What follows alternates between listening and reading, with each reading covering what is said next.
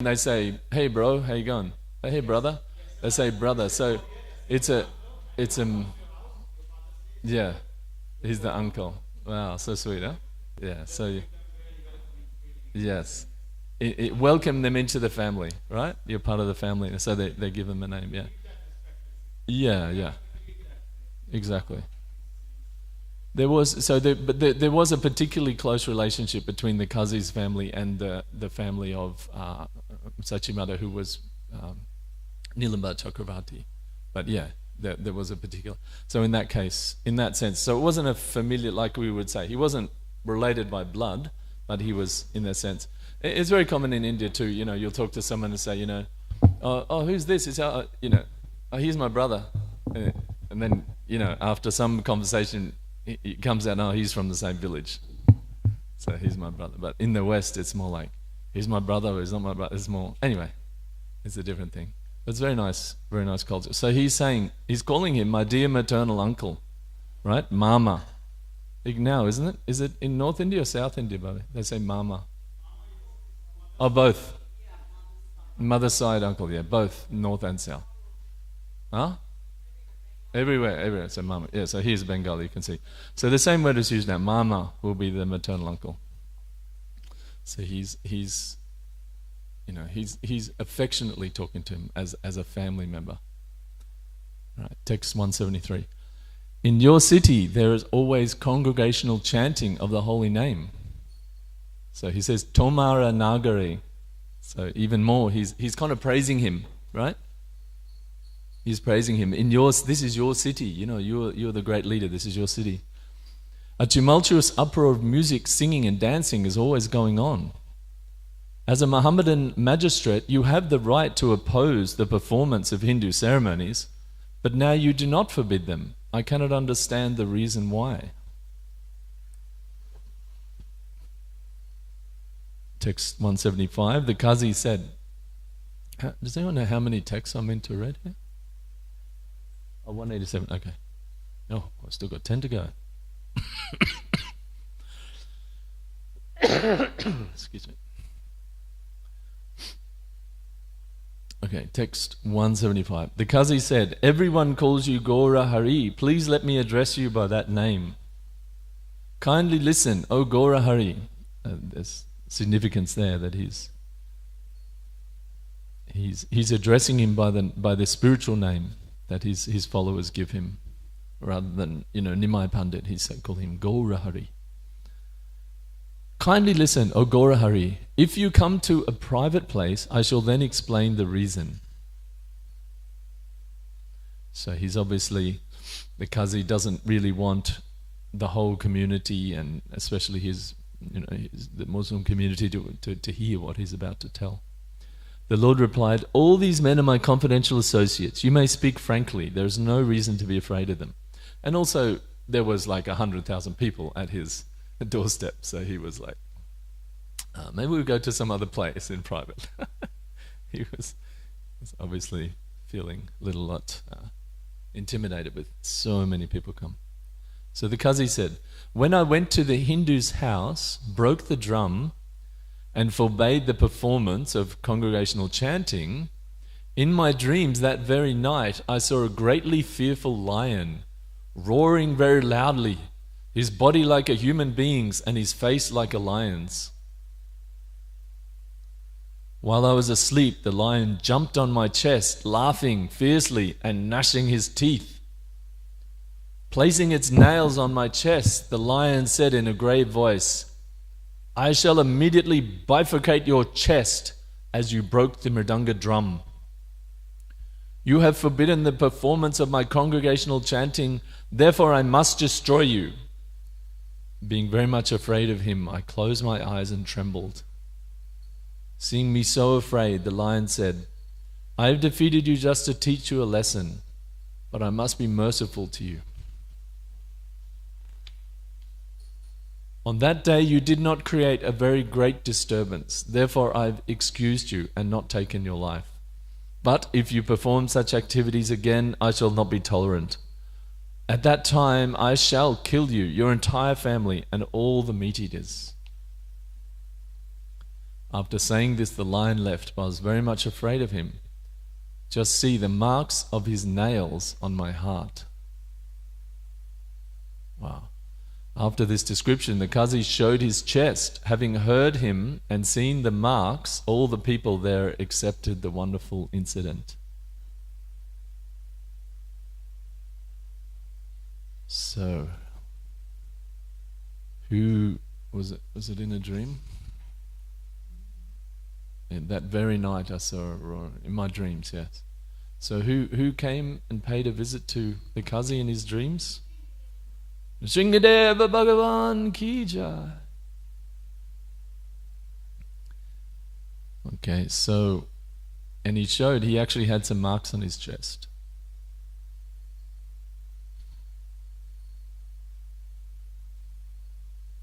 So this is what he wanted to tell Lord Chaitanya in a solitary place. The Qazi continued, I did not speak to anyone about this incident, but on that very day, one of my orderlies came to see me. After coming to me, the orderly said, when I went to stop the congregational chanting, suddenly flames struck my face. I'm supposed to go to 187? Well, that's just random. There's no purport to 187 either. It doesn't make any sense. Okay, so I have to stop. Sorry, that was one area. So after this description, the Qazi showed his chest. Having heard him and seen the marks, all the people there accepted the wonderful incident. Alright, so that's it. I have to stop there, even though there's no purport here. Is that what it says? Okay. Alright, so that's a good, we can talk about something else, which is a very special occasion happening today. So just to finish this, so there's something I have to remember this, and when I think about this incident, I didn't, although I've read this many times, but I don't sort of remember this, that it wasn't just the 100,000 people that stopped the Qazi. It was, he had Lord Nrsingadev came in his dream and said, basically said, I'm going to rip you apart if you do that again. So he immediately had faith, right? In the Hindu deities. He had direct perception. So, yes. So today is the appearance day of Lord Vamanadev.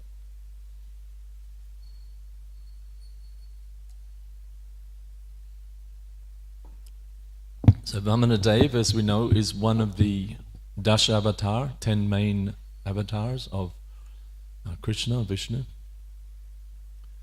So Vamanadev, we know the story of Lord Vamanadev, that Bali Maharaj was, he was in the heavenly planets, and he had his guru Sukracharya, and he was approached by a very beautiful small Brahmana boy, and his guru Sukracharya said to him, you better be careful of this boy. I think it's Vishnu in disguise, and he's probably going to try to take everything from you. So Bali Maharaj, he's of course the grandson of Prahlad Maharaj, correct? Is it? Son of Virochan, son of Prahlad Maharaj. So he although he's in that Asuric lineage, but his grandfather is Prahlad Maharaj, so he's extremely devoted soul. So he knew that, well, the whole point of the guru is to tell you how to surrender to God, how to serve God. So here this person is saying he's my guru, and he's telling me this is God and you shouldn't surrender to him. So he rejected Shukracharya. He rejected his guru, right? This is a very exceptional case. We see in Bhagavatam there is, so many examples of people following the guru. What is it even in Bhagavad Gita? Tadvidi pranipatena pariprachanena sevaya upadikshanti te gyanam ganana tattvadashina. Right in the very beginning, Arjuna says to Krishna, Shishyastiham sharimam tvam prapanam. I'm now surrendered to you. Shishyastiham. I am your shishya, so please instruct me. So throughout the Vedas, this tasmat gurum prapadyeta jigyasu shreya uttamam. If you want the ultimate goal, right? We know the shreyas and the prayas. The prayas is the immediate goal. Having a nice, getting nice things to eat, having a nice health of the body, having nice occupation. So these are all prayas. But shreyas is the ultimate goal. What's going to happen in the next life? What's going to happen to our soul? This is shreyas. But this is shreya uttamam. If you want the highest ultimate goal, jigyasu shreya uttamam. Tasmat gurum prapadyenta, right? Pad means the same Sanskrit root as the feet, right? The pada of the feet. So pad means basically to propel towards. So prapadyeta means to propel yourself, go towards the guru. Tasmat gurum prapadyenta jigyasu. If you want the jigyasu, the knowledge, shreya uttamam, the ultimate, you have to approach a guru. So again and again and again and again and again and again, the Vedas are telling us how important it is to accept a guru. What the guru says, you have to make your life and soul. So many verses like that, they're there. This is the rule, right? But Bali Maharaj gives the exception, right? So this is, we can see, the Vedas are not a fanatical, one-sided, religious doctrine, right? There's the rule, the general rule. You respect your authorities, you respect your gurus, you respect your parents and all this stuff. But if they don't give you proper instruction, then you have to reject that. You have to say, you can do it nicely. I mean, he didn't go onto Facebook. I don't think they had Facebook back then. But he didn't go onto Facebook and start a whole thread demeaning Shukracharya and this and that, whatever. He was respectful. But he said, this, basically by his action he showed, this is the Lord. I'm gonna surrender to him.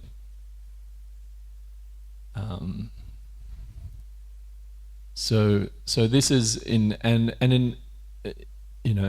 this is the thing that the Vedic, and this is an instruction, like everything in the Vedas are like that.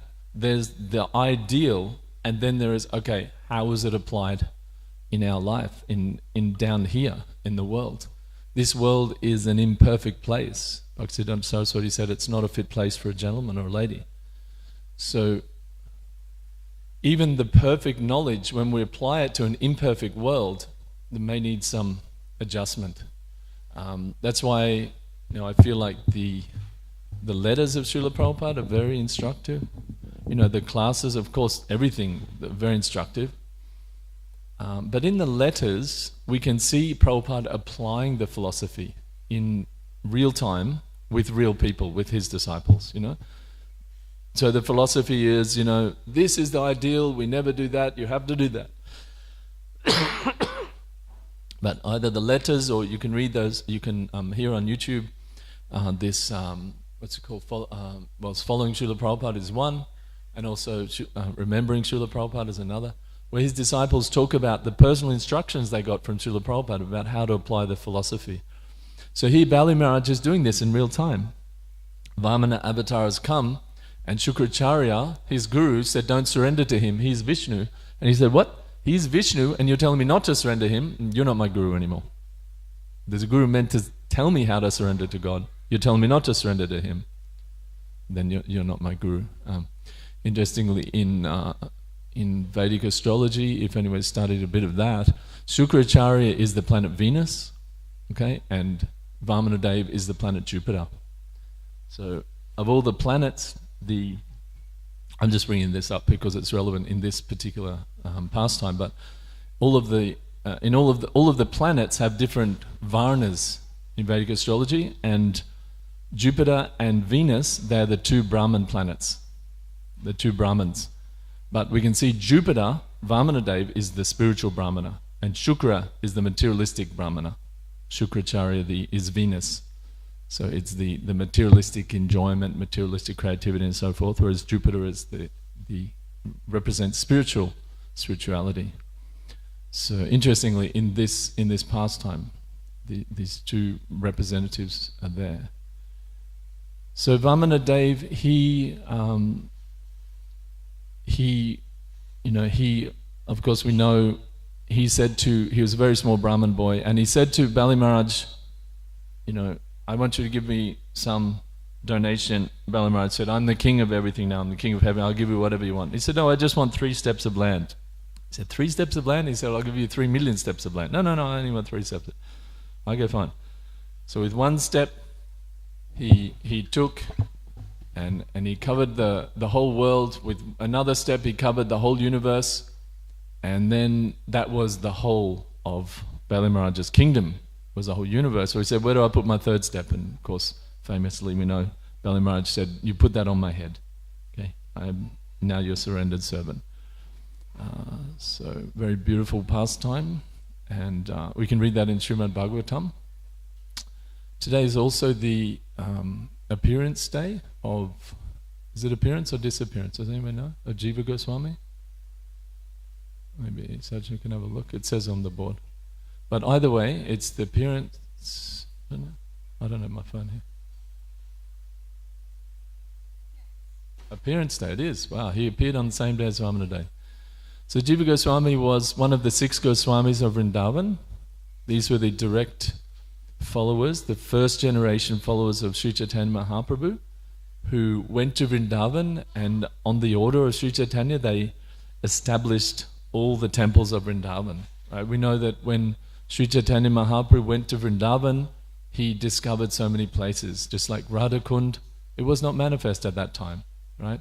Chaitanya Mahaprabhu, he went there, and he, through his Krishna himself, and through his vision, through his understanding, he could understand that this is little rice paddy, there was a little bit of water here, and that was Radhakund, and he took his bath in that, and he identified that. In so many places he identified in Braj. And then his followers, the 6 Goswamis, they went and established all of the main temples of Vrindavan. If you go there now, you'll see Radha Damodar, you'll see Radha Govinda, Radha Shyamsundar, Radha Gopinath, Radha Madhamohan. All of these main deities of Vrindavan were established by the followers, the 6 Goswamis, followers of Sri Chaitanya Mahaprabhu. And Jiva Goswami was the son of the brother of Sanatan and Rupa Goswamis. So they were all in the service of the government in West Bengal, in Bengal at the time. And Jiva was younger, so he was like 1 generation under Sanatan. So the brother of Sanatan and Rupa was called Anupam, sometimes called Vallabha. You can read about him in the Chaitanya Charitamrita. He was traveling with Rupa Goswami, and then at some point he left his body on the bank of the Ganges, and his son obviously was younger. At that time, when he was very young, he told his mother he wanted to be a renunciate. He said, "What's a renunciate? What's a sadhu?" And his mother said to him kind of innocently, "Oh, a sadhu is someone who dresses in, they dress in saffron, they just have no possessions, they dress in saffron." She thought he was just asking, in theory. So the next day, Jiva Goswami, as a young boy, he comes dressed in full sadhu vesh. His mother's like, wow, this guy's pretty serious.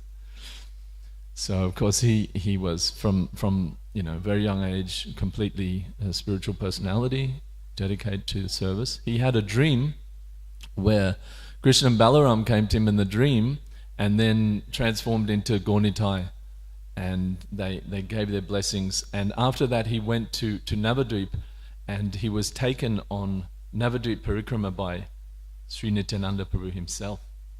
So Jiva Goswami, so this is the Navadvip Parikram that all the devotees do now, was the reenacting that parikrama of Jiva Goswami being led by Nityananda Prabhu himself.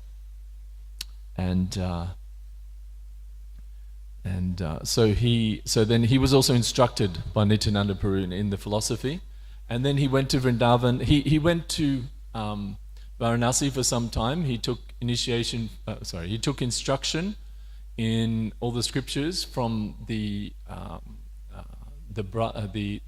relative of Sarvabhauma Bhattacharya in Varanasi, and then he went to Vrindavan, and he established so many. He assisted his uncles in so many of the works of Sanatan and Rupa Goswami. Jiva Goswami was like the was basically proofreading it, checking it, making sure everything they would listen to his, or maybe this, whatever. He was proofreading these works, and then he himself became, a great philosopher, recognized all throughout India. He wrote Tattva Sandarbha.